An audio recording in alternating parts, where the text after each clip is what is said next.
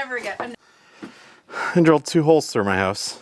Space is an absolute commodity, especially if you're someone like myself who has a very small 20 by 24 garage that I work out of. Now, I might sound like a princess for saying that because I know lots of people have smaller shops than me.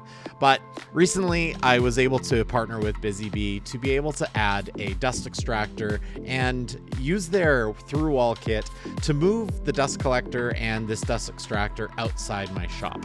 A few years ago, you might have remembered that I built this garbage shed, and it's been amazing until the city changed the size of garbage cans that we use, and because of that, we could actually no longer use this shed. So I thought it'd be a perfect opportunity to take this slab and actually transform it to something that would actually house my dust collector outside of my shop. This was a pretty neat opportunity, and the conversation with Busy Bee really started around their through wall kit, and I'll talk about that a little bit later on in this video.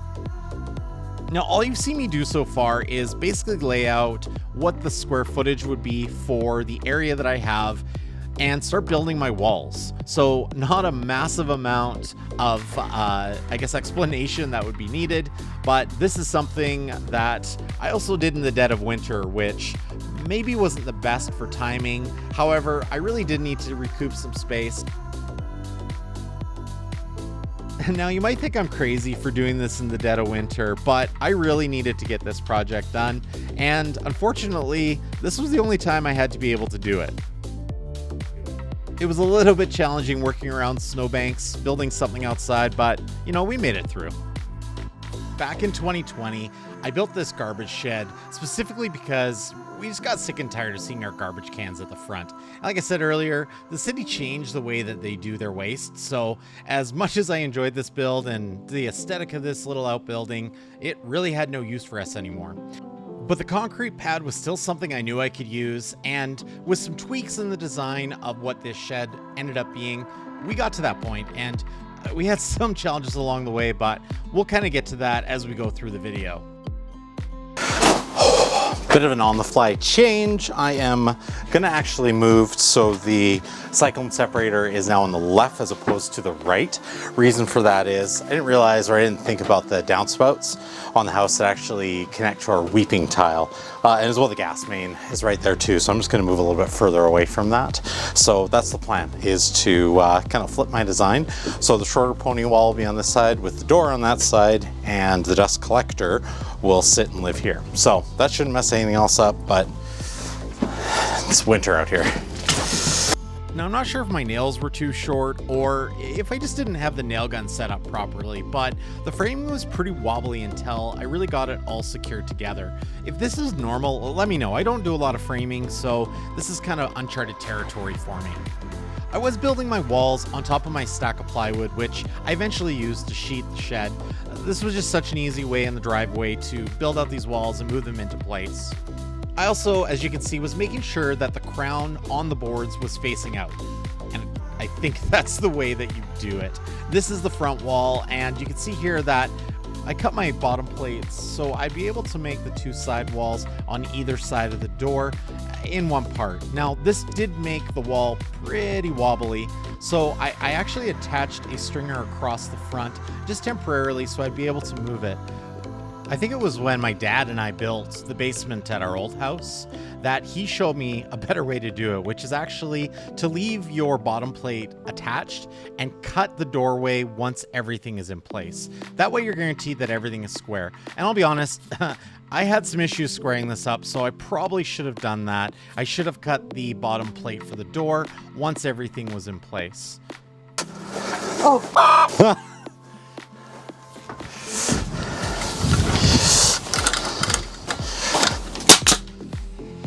Missed. You missed? Where'd it go? No. It's in the wood. Yeah, you just go straight down, and boom. Okay. Oh. Hold on. So pushing it down is unlocking this. Yes, that's the safety. Yeah. And then close. Yeah, that's good there. Yeah. Okay. Yeah, go again. I don't like it. I don't like it. Is that one in the wood or in Yeah, the there's 2 layers of wood there. Bit of an angle, not too close to the edge, and definitely not in a knot, because that's what happened with Right here? Keith. Yeah. Never again. You missed. I'm never doing that again. Okay. You missed after all that. So did you on that same board. No, I ran out of Right nails. yourself. Yeah, I guess you're right. I am right. It's probably on film. It was on film. I missed. The back wall, I took an inch off of all of my 2x4s with the idea that it just gave me that much more space. In retrospect, I really should have done this on the front wall as well. It would have given me just 1 more inch to work with on the front and the back, but I guess hindsight's 2020. That's just so cliche. The shed actually came together pretty fast, but I guess that makes sense based on the fact it's really only 4 walls. I know that if I wasn't filming stuff like this, it would happen a lot quicker, but I really do enjoy this community, and I enjoy being able to share these videos. The simplest, and I mean the simplest way that you could support the work that I'm doing is just to hit that subscribe button. And you know what? If you don't like the rest of the content I make, but you like this video, maybe just hit that like button. And hey, if you don't, hit the unlike button. I'm okay with that as well. Feedback is feedback. And it might sound trivial, but like I said, this is just such a simple way for you to help my channel grow so I can do more projects like this, or, well, maybe stuff you like better. This is the problem with being left-handed. You can see me kind of struggling a bit here, and I actually had to go redraw all of these little notches on the roof trusses. I figured this was a better option than me going out and buying a left-handed bandsaw, if that's even a thing. I think these are truss hangers, or at least that's how I use them. That are joist hangers. Either way, I use these to mount the trusses to the top of the roof. Just because toenailing them from the top, I didn't think I would have enough, I guess, support through them. And yes, I can see again that the shed is shaking pretty good. And again, that does shore up as soon as I start getting the plywood on. This is probably a couple weeks later. You can tell the snow's melted a bit, and well, my neighbors in the background are doing some renovations, so you can see their kitchen sink sitting by the front door. For the exterior of the shed, I just used OSB. I will be doing a future video when I actually finish this shed, but for now, this will be just fine. Our house is constructed out of OSB, so I'm not really too worried about the OSB in the short term. Of course, it will be cladded and covered in the future, but for now, we're just getting it up just so we can kind of move on with the project. Now here's a fun fact. My very first YouTube video, my son was in, and you can see he's grown just a little bit since that first video. Not that I want you to go back and watch that first video, but it's really neat for me to see the progression of the kids as I edit these videos and as they're posted on this channel. Now you might be asking why I'm using my router to trim the front of this, and simply it just has to do with the fact that to keep everything level against the house, I just had to make a slight adjustment to the sides. But it worked out perfectly. I guess that was me using some woodworking trickery to do some framing. I was able to convince Erin to come out and help a bit. Despite her hesitation, she's not a big fan of the nail gun, and yeah, she definitely wanted that part of the job to be done. I left the OSB on the 2 sides long so I could come back and trim it off, which was interesting, as you can see there. And I was having issues following the line. Doing this blind probably wasn't the easiest thing, and you know, I was probably taking off a little bit more meaty of a pass than I should have, but it did work. And then I got to use my fancy Japanese pull saw to trim this out, so I'm sure no framer has that in their bag at any point, but worked great for this. Evolution sent me a bunch of their new lithium-ion battery power tools, so you'll see more of these kind of in future videos. I'm really pumped about some of this stuff. I'll put a link in the description, but definitely a lot easier to work with than something that has a cord on it. I'll eventually shingle the roof. A buddy of mine who actually is a roofer gave me some supplies to be able to do just this small little footprint, but I just slid that into place and nailed it down and came back in, trimmed it to size afterwards. And of course I used the router for this, which again worked, but I don't know. This might have been a little sketchy, but user beware. Use the tools how you feel comfortable, not necessarily how you see someone else using them, and wear eye protection. Unlike me. So really all that's left on the shed is to add a door and of course do the shingling and the finishing on the outside. So I was able to move inside and start getting the dust collector ready to move out. As well as the cyclone separator, which is the CX427 from Busy Bee. This thing is a beast. It's a 118 liter cyclone separator. And the whole idea behind a cyclone separator is to really amp up the power of your dust collection. Now this for sure is something that I don't fully understand the sciences behind, and I'm sure other people will give a better description of what this is, but basically it turns this into a two-stage system. And the benefit of that is all the larger chips are collected in the cyclone separator, and the smaller particles will go all the way through to the dust collector. Not only does this increase the capacity of your dust collector, it also increases the efficiency because your dust collector isn't getting bogged down by all the larger chips that it's trying to pass all the way through the system. There are several projects that I use the cyclone separator for just as is, and I'll tell you, it is so nice having such a larger capacity for the dust collection. It's still as awkward as it's always been to empty out the dust collector. However, definitely nice having this larger capacity and the ability to roll the dust bin around.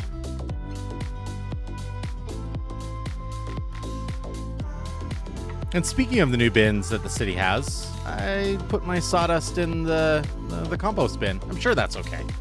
Here's the part that I was dreading. I have to drill 2 holes through my house. This is because we're using the Busy Bee through wall kit, and this is a really simple way to be able to pass your dust collection through an interior wall, or in our case, an exterior wall. So all we were doing is just taking measurements from the front of the house just to make sure we were bang on our spot where we needed to land while we were drilling through the house. Still weird to say that. Now when I'm drilling through the wall, I'm using this long bit because I want to have a reference point for my hole saw on the other side. However, I also want to make sure that my hole is straight. So by placing this ring on here, if I'm shifting too high or too low, that will run out of the way. So the goal is to keep this as flat as possible, and I'll know that I'm as flat as possible by this ring not moving up and down the shaft of the drill bit. And of course, this is also yet another use for the Duresta Ice Pick. And I have no affiliation with the Duresta Ice Pick, nor was I paid to use this product within this video. But Jimmy, if you're watching, hit me up, man. The pilot hole makes it a lot easier to keep this as straight as possible, especially considering I really don't have the length on this hole saw to be able to go through the entire wall in one shot. Instead of ripping all the insulation out, I just packed it along the edges of the hole just to make sure that I really wasn't messing too much with what was inside the walls. And like I said, I did 2 holes, and again, I'll explain why a little bit later on in this video. I went right at cutting through the siding, which I don't know was the best of ideas. I was going slow just to make sure I wasn't chipping out any of the siding, but it probably would have been a better idea to remove this section and be able to just pull back the siding to make this hole. You can see there is 1 chip there and now a hole into my house. Well, kids, there's no turning back now. I did do a 4.5-inch hole, which probably was a little bit overkill, but the reason I did that is I wanted to make sure I had enough room to be able to get all the way through, just in case I wasn't perfectly straight up and down. I'm going to align the through wall kit and roughly mark it out from the other side so I'm able to cut it to the exact length and attach to the other side on the outside of the house. I will mark this directly off the flush surface of the house, and when I go inside and actually make my cut over at the miter saw, I'll be adding 1/2 inch to it so there's enough space underneath the flange for this to attach properly. This through wall kit is pretty cool, and I will leave a link for it below. It was really easy to work with, and of course, cut just with regular woodworking tools.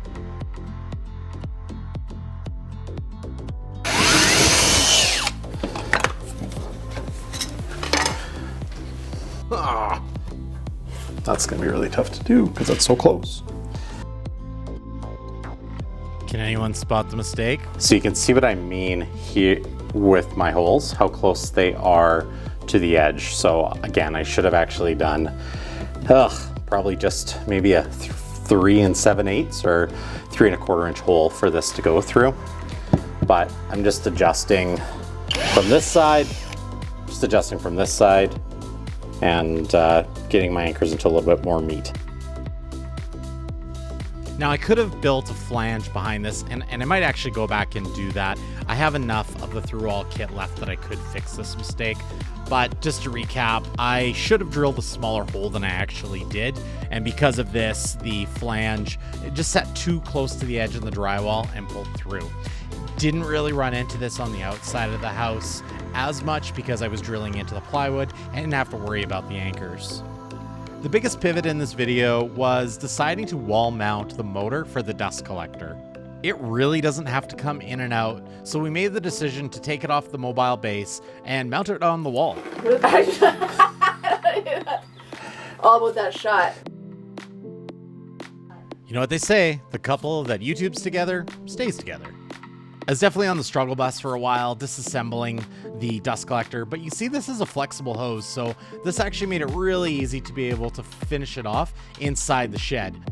This was also pretty difficult to film, considering that being inside the shed, there's barely even enough room for me and the motor, so we didn't film that part, but just imagine two people struggling beyond belief to hold a heavy motor against the wall, and you'll know exactly what happened. I used a combination of this flexible dust collection hose as well as PVC pipe. I was then able to install the 220 remote switch, which was then run out to the dust collector in the shed.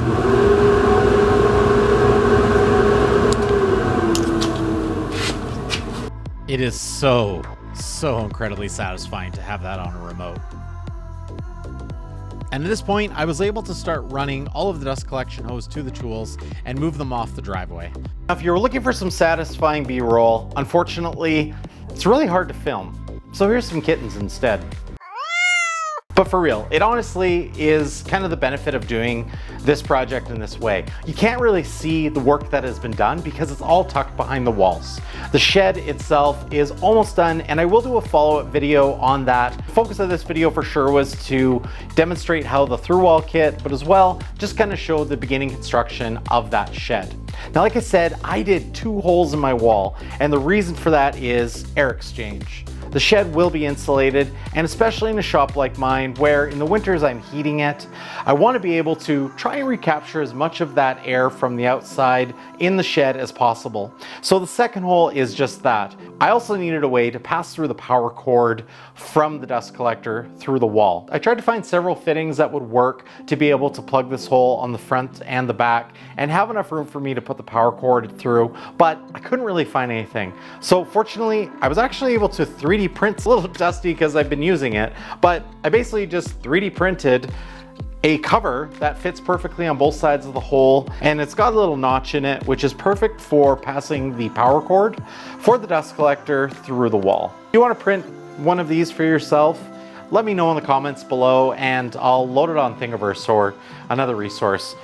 Because this was so specific, I didn't know if this was something someone would want, but for sure, let me know in the comments below and I'm happy to share it. Again, huge thanks to Busy Bee for supporting my channel and supporting this build. This was an idea that I started talking to them about 2 years ago, and we were able to make it happen just recently. For all my Canadian viewers, if you are looking for a place to buy the power tools that suit your needs, definitely check out Busy Bee. They are an awesome supporter of content creators and an amazing supplier of woodworking tools here in Canada.